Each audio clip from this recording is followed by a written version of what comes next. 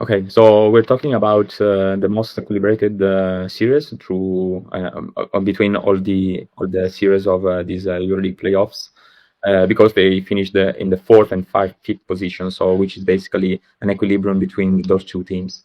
However, they arrive in different conditions. Fenerbahce started the season with poor results, then increased their level of games, winning many games in through December, January, and also a little bit of February. But in the last 10 games, they just won 3 of that 10, losing 7. Also, for example, to Partizan.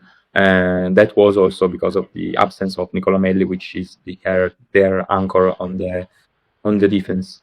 Fenerbahce lost this summer Nigel Hayes-Davis, which was directed to the NBA, to the Phoenix Suns, and then returned to EuroLeague in Panathinaikos, and acquired three new players from the USA, which were Armando Beckott and Brandon Boston, which resulted poorly in the teams, and Talen Horton-Tucker, which was in contrast a really good addition for the team coached by Sarunas Jasikevicius. Some other rumors were spread through the season that Damon Hall will leave the team this summer to return to Olimpia Milano, such as Nicolo Melli. We've been reading information that he could leave also. But taking into consideration what we have seen into the basketball court, Fenerbahce was a very good team on the defensive side. Also, I wouldn't say a good team, the best team, because they were the first one for defensive rating. However, on the offensive side, they were struggling a little bit, also because they arrived 15th in the list of offensive rating.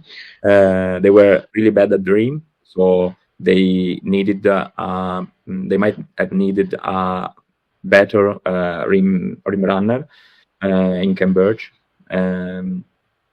They were very bad also in turnover ratio, so they were 19th, I think. So there were results into a bad offense with difficulties, especially into attacking defensive style of teams. Another thing is that they are super positive into the defense, also because they are the first one for opposition true shooting percentage, and they are better than the other teams in every area conceding the field goals. So basically, attacking against them would be very, very difficult. On the other side, we have the Zalgiris, which finished 5th this year. And we've been expecting Zalgiris to win much more games at home than away. But this year they did not have like a lock win when they were at home, but improved their record on the road, which basically was 50-50. So were 9 wins and 10 losses. So basically, this was the step they had this year. Also, they had Sylvain Francisco, which played for also the last part of season, I'd say, at MVP style level.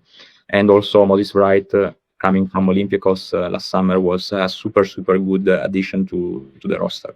They had also another player in Tubelis, which was a rookie despite his age into the EuroLeague, and proved to stay at this level. So there were many players also from the Lithuanian core that played better than last year's. They are also a very good team into the defense, but what's the difference between Fenerbahce and Zalgiris? That Zalgiris is also a good team on the offensive side. In fact, they are 11th for points scored in total, but 3rd for offensive rating, which means they play at slow pace. So basically, another team that plays a very slow pace is Fenerbahce. So playing very slow could be an improvement for Zalgiris' offensive style of playing. So if Fenerbahce wants to have a chance, maybe, or to to attack more and everything, they need to go on fast break and easy points. So another thing that is different from before is that Zalgiris is very good in all the quarters. So basically, from the first to the last quarter, they are very good. Even though Fenerbahce is very good just in the last two, but in the first two, they are a very poor team. So basically, it depends. It happened that Fenerbahce struggled a little bit in the first two quarters and then recovered from minus points. So another thing that I want to add is that Zalgiris, despite what the bookmakers and the experts are saying, in my opinion, is the clear favorite for this series. So I would say that Zalgiris is going to win maybe in 4 or even 5 games, although the other people are saying that Fenerbahce is better. In my opinion, for what's taken in consideration to the numbers and the offensive style of Zalgiris and the good defense of the rim and everything, they are going to win. Obviously, Fenerbahce is composed of many experienced players, much more experienced players in Nando De Colo and Nicolo Melli. But if Zalgiris continue to have the positive streak in which they ended the season, and Fenerbahce is not going to change how they played the last 10 games, in which they lost 7 of that, I think that Zalgiris is going to the Final Four this year. Yeah, I'll add just a couple of things. I'm really, really interested in the coaching battle between Masiulis and Jasikevicius, because Masiulis had been the historical Jasikevicius assistant in Barcelona and Fenerbahce, and so he probably knows all the little details that Jasikevicius put into these game plans. And I also expect to see really tough defense against Sylvain Francisco. Jasikevicius, especially in playoff situations, likes to defend against opposing superstar players with a nice coverage, pushing them into their weak hand. So Francisco will probably be pushed to the left to decrease his offensive efficiency. And so his ability to read the game, read the defense, and give up the ball quickly to the open player will probably be one of the keys to this series, together with the ability to play in short roll situations by the Zalgiris big men. You mentioned Tubelis, but all the Zalgiris big men, so Moses Fry too, which is not really a great short roll reader, should have to step up their reading game and try to capitalize on those little advantage.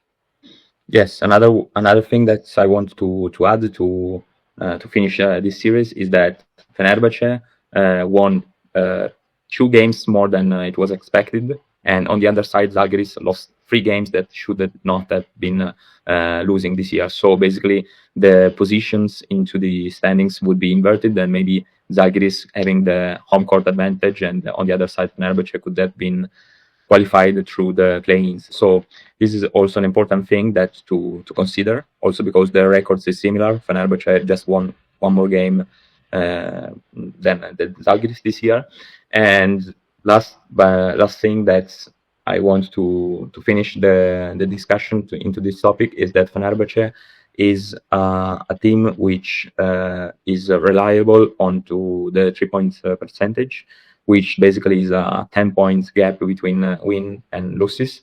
In contrast with Zalgiris, which the difference is just 4%. So Zalgiris does not depend their winning or losing into the 3-point percentage, while Fenerbahce, yes. So that could be, if Fenerbahce can score from 3 points, that would be another problem to solve for Jasikevicius.